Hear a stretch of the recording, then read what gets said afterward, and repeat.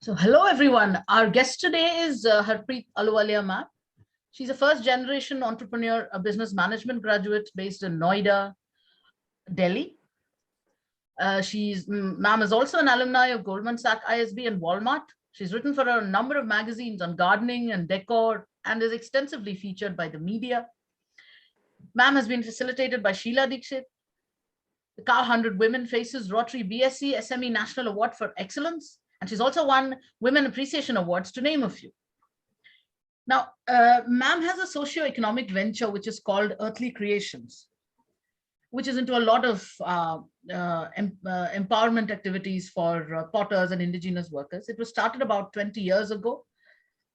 Earthly Creations was actually incorporated to establish a synergy between the environment and potters and other indigenous artisans and the consumer. The tagline for that is love an animal, gift a plant now and always. So let's hear more about Earthly Creations and about entrepreneurship from ma'am herself. Welcome, ma'am, to the show. Thank you, Anita. Thank you for having me here on your platform.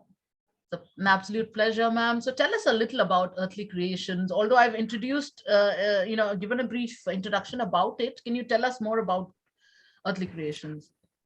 So Earthly Creation, like you said, it's a socio-economic venture, and we are based in Noida. So we manufacture garden pots and decor in terracotta and resin, and we work very closely with the potters at the ground level.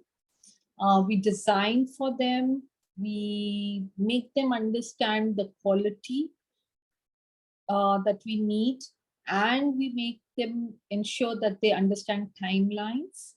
So it's, on the one hand, we work with the potters. On the other hand, we work with the consumers to make them understand why terracotta is a good medium to work with in gardening specifically.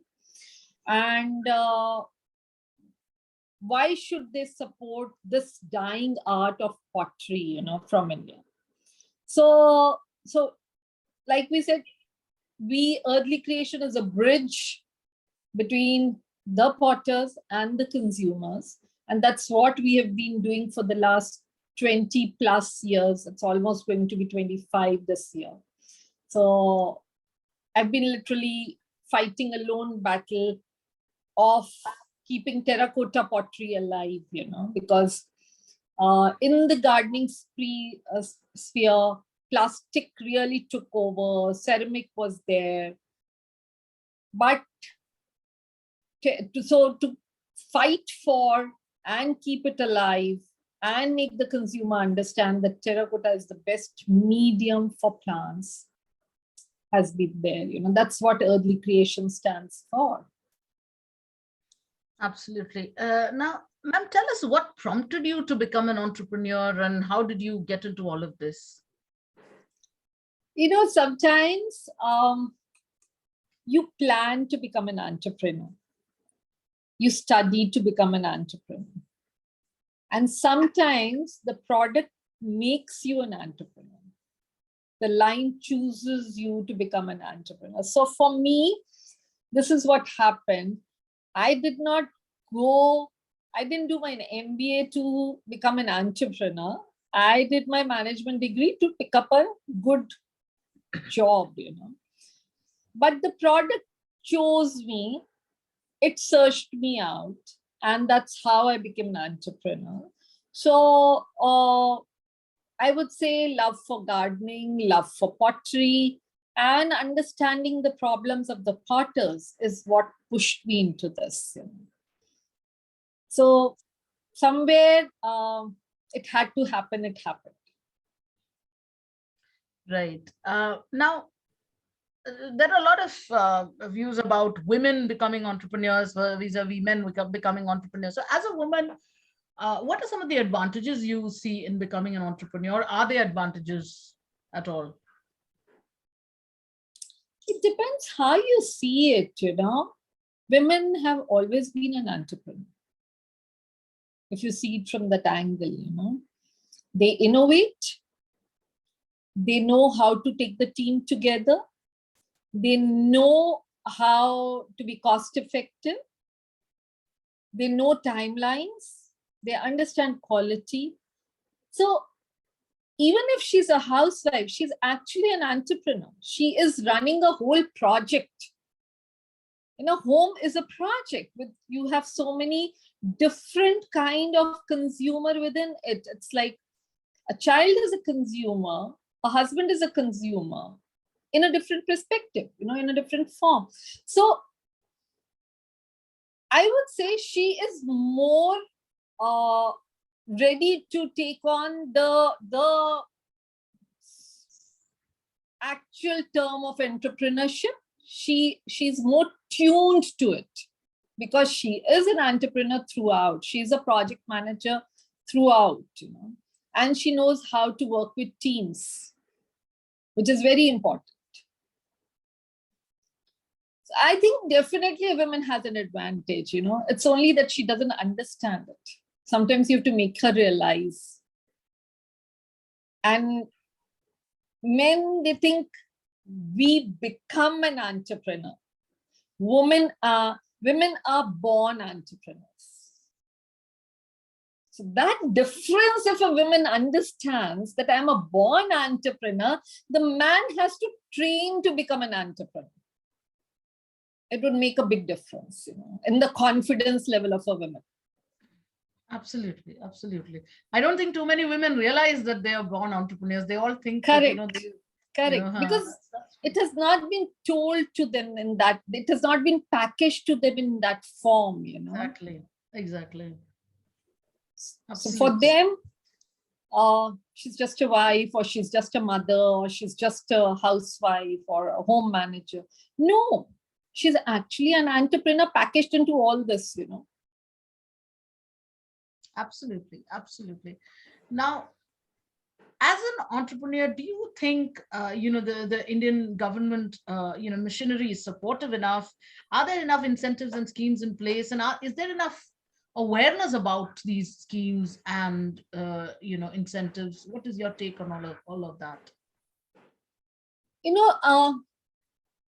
I don't know so much at the ground level, how much incentives are coming in or what are the schemes that are, but I definitely feel a change wherein more about entrepreneurship is being said. Earlier, you would talk about an entrepreneur or what they need at the time when they were postgrads or they were 25 plus or 28 plus. Today, you hear them at school level. So definitely there is a shift, there is a thought going on. Made in India, Skill India is the terms that you hear of today. So there is definitely more movement, more awareness toward entrepreneurship at a much lower age level, So definitely if this is happening, then incentives would be there, schemes would have been launched, and they would be reaching out to the people, So there is a lot of work going on, but to be exact, I cannot answer that. Right, but you have a point that there's a lot of talk about entrepreneurship, and a lot of youngsters are now willing. Earlier there were a lot of misgivings about entrepreneurship, especially with youngsters. They were always scared of becoming an entrepreneur. They would wonder, what to do and how to do it. They were a little worried. I mean, a little anxious about that. Earlier, it was you put your own money for entrepreneurship. Today, there are definitely banks or investors or, there are people around who are ready to take that risk for you, financial risk for you. So definitely, and lots of great ideas are coming in today, which people are trying out for entrepreneurship. Earlier, it was only manufacturing, so there was very limited scope of playing in entrepreneurship or trying out. They were very limited. Like, it's the same thing. Like What do you want to become? You have to become a doctor or an engineer. Mm. There were only two streams. Yes. Now there's so many stream within a stream within a stream, niche streams that you have. Similarly, entrepreneurship is also evolved with time. Now it's not just manufacturing. There is so much that is happening. And accordingly, there is a lot of investment coming in. There are a lot of hand-holding that is happening. Right. And there's a lot of, learning that is coming in. Earlier, there were no hand-holding. There was nobody to guide you. Now, there's so many people. I mean, I remember when I started my work, I didn't have any support or any system to understand, what is pottery or how do you do the marketing for them or what do you do for them. Today, Google Baba is all over, you just have to click it and you get all your answers. And there are a lot of forums now. Earlier, there were no forums, And whatever was available was on the physical level, like I joined the FICCI or I joined some other forum. So those, you had to go and ask questions, search. There were no networking meets. Now there's so much available. There are networking meets, there are forums, there are online forums. You can ask your questions, get support in any form. Absolutely. Now, what do you think are some of the challenges that entrepreneurs face today, in your experience? The biggest challenge is the easiest thing, is to come up with an idea. I feel that's the easiest thing. You click of, ye kar lete, ye kar lete, ye kar lete. But how do you sustain that idea is what is actual entrepreneurship. Ideas die as fast as they come up. But to hang on, sustain it, plan it, move forward with it is the biggest challenge. Money is not the challenge today. Marketing is the challenge. When somebody says, paisa kahan se aayega? Paisa to arrange ho jata hai. Money is not a challenge anymore. It's how you reach the consumer, because consumer market is flooded with so many options. And you have to stand out between those options. So how do you stand out? How do you sustain yourself so that the consumer stays with you is the challenge. Being true to your product is the challenge. So understanding your consumer, understanding your product, or finding that gap which the consumer is looking for, unarticulated needs of the consumer is what you have to understand and push yourself there. Articulated needs पे तो कोई मतलब ही नहीं है ना, वो तो entrepreneurship नहीं है फिर. True. It's the unarticulated needs which you have to search out. That is where you will be having a long run. Otherwise, you don't have a long run. Completely, yeah. I agree. And also, today's need is an entrepreneurship which also keeps the environment or the nature or Mother Earth in perspective, Earlier, if you see, entrepreneurs were not thinking about how would their product affect the nature. Today, sustainability or being conscious citizenship is very important. So today's challenge is that I need to work in a product or in any idea which does not harm the nature. Right. And to hang on to that idea, it's like terracotta. Why did I stick on to terracotta? I could have easily moved on to plastic when plastic came in. I have seen the growth of plastic as I was working with terracotta, because terracotta is nature friendly, it's biodegradable, it's a breathing medium, it helps the plant flourish, It doesn't harm the environment in any way. And also it supports the potters, wherein they were giving up that livelihood. And they were ready to go in with government schemes of breaking the stones for the road laying or other, but they were ready to give up their art, which is, generations of people have been doing the same thing. You would have lost something, forever. Right. So if you have a passion for entrepreneurship, for a reason, or for a mission or something like that, which is broader than yourself, which is like profitability. If you're more than that, then you're an entrepreneur. Otherwise, you're a businessman. Oh, kuch bhi kar lo. Completely.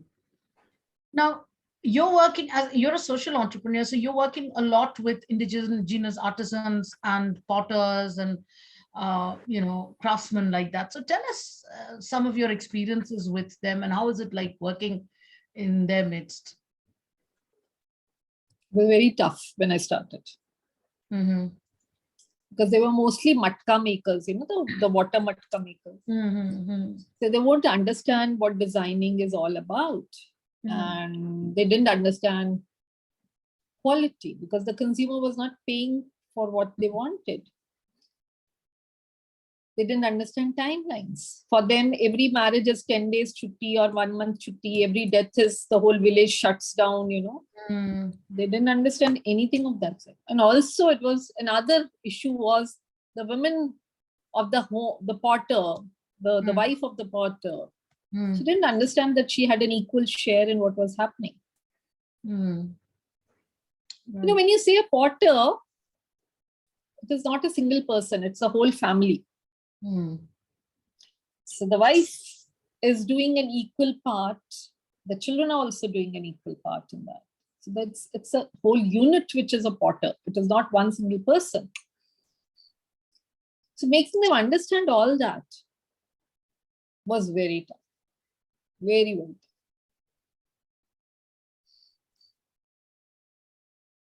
There was no education that they were having. So you had to make them understand bank accounts. You had to make them understand how to sign. You had to make them aware that your ladies needed washrooms. You also had to make them understand that child marriage is not a good thing. Right. Hygiene is very important. I am coming in. I need a cleaner space to sit in. Right. There were a lot of smaller things. But yes, the biggest benefit that you have with working this is the love that they give you, which you don't get anywhere else. The kind of feeling of that they are there for you, the kind of warmth they ooze out is so amazing. So if you just say, were there only challenges? No, there was a lot of learning, there was a lot of love, there was a lot of warmth that I got from them. Right. Now, post the pandemic, a lot of people are turning to entrepreneurship as a way of life, particularly the youth. So, as a highly successful entrepreneur, what would be your advice to those who wish to enter this area?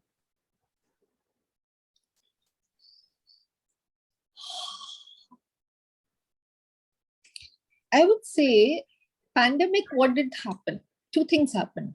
A lot of people lost their jobs. A lot of people sat down home and had time to think. Right? So they decided, okay, let's turn entrepreneurship. Now, was it a time pass decision?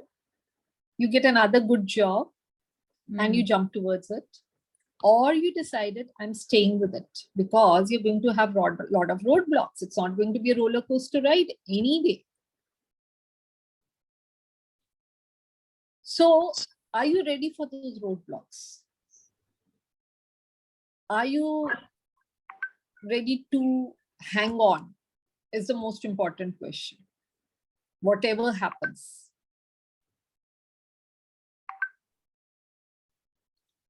So you first have a clarity in your head. Why did I take up entrepreneurship? Why did I want to turn into an entrepreneur? Was it because I had time to think and I had no job? Or was it because I had time to think and understand what I really wanted? I'm passionate about it. Because nothing sustains if you're not passionate about it. You can't sustain anything. So that is first clarity that they should have. And that is what is going to be an answer to them, or an advice to them, that think again and see what your heart tells you. Would you like to hang on?